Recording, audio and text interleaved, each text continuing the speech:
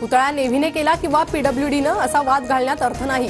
अजित पवारांनी सरकारमधील नेत्यांचेच कान टोचले। शिल्पकार पळून पळून जाणार कुठे, अजितदादांचं वक्तव्य। राजकोट किल्ल्यावरील पुतळा अपघात प्रकरणी बांधकाम सल्लागार चेतन पाटील पोलिसांच्या ताब्यात, स्थानिक गुन्हे अन्वेषण शाखेची कारवाई। वैभव नाईक 15 मिनिटात घटनास्थळी कसे पोहोचले, शिवरायांचा पुतळा कोसळला, यात वैभव नाईकांचा हात तर नाही ना, निलेश राणेंचं ट्विट करत प्रश्न उपस्थित। पंतप्रधान मोदी आज महाराष्ट्र दौऱ्यावर, मुंबई पालघरमध्ये कार्यक्रम। मोदींच्या उपस्थितीत पालघरमध्ये वाढवण बंदराचं भूमिपूजन। मोदींच्या दौऱ्याला वर्षा गायकवाड यांचा विरोध, आज मुंबईत आंदोलन करण्याची शक्यता। वर्षा गायकवाड यांच्या घराबाहेर पोलीस बंदोबस्त।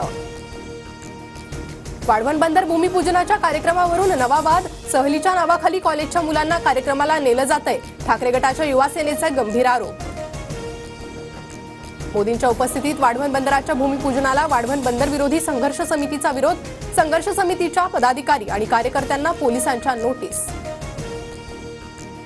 काँग्रेसचे जितेश अंतापूरकर यांचा आमदारकीचा राजीनामा, अंतापूरकर आजच भाजपमध्ये प्रवेश करण्याची शक्यता, सूत्रांची माहिती। राष्ट्रवादीशी आयुष्यात कधी पटलं नाही, तानाजी सावंतांचं राष्ट्रवादी पक्षाबाबत वादग्रस्त वक्तव्य। राष्ट्रवादीच्या नेत्यांसोबत आज सोबत बसलो तरी बाहेर आलो की उलट्या होतात, सावंतांचं विधान। राजकोट किल्ल्यावरील पाहणीनंतर तानाजी सावंतांबाबत अजित पवारांना प्रश्न, तानाजी सावंतांच्या प्रश्नावर अजित पवारांनी बोलणं टाळलं। जे खेकड्यामुळे धरण फुटले म्हणू शकतात, हाफकिन संस्थेला माणूस म्हणू शकतात, दादांकडून निधी घेऊ शकतात, ते काहीही बोलू शकतात, अमोल मिटकरी यांचं ट्विट। बोलणं ऐकून घेण्यापेक्षा सत्तेतून बाहेर पडा, तानाजी सावंतांच्या विधानावर अजित पवार गटाच्या उमेश पाटलांचं अजितदादांना थेट सत्ता सोडण्याचं आवाहन। हर्षवर्धन पाटलांचा आज इंदापुरात कार्यकर्ता संवाद मेळावा, हर्षवर्धन पाटील पवार गटाच्या वाटेवर असल्याची चर्चा, कार्यकर्त्यांसमोर पाटील काय भूमिका घेणार याकडे लक्ष।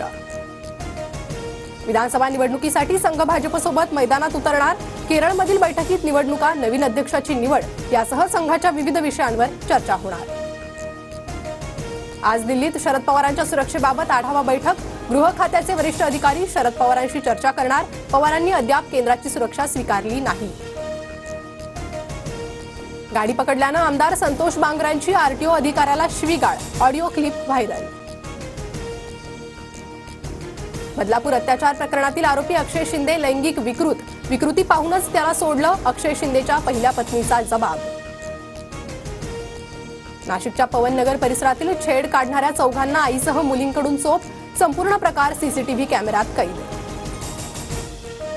ठाकरे गटाचे उमेदवार अभ्यंकर अपात्र मतदारांची नोंदणी करून निवडून आले, मुंबई शिक्षक मतदारसंघातील निकालाला सुभाष मोरेंकडून न्यायालयात आव्हान।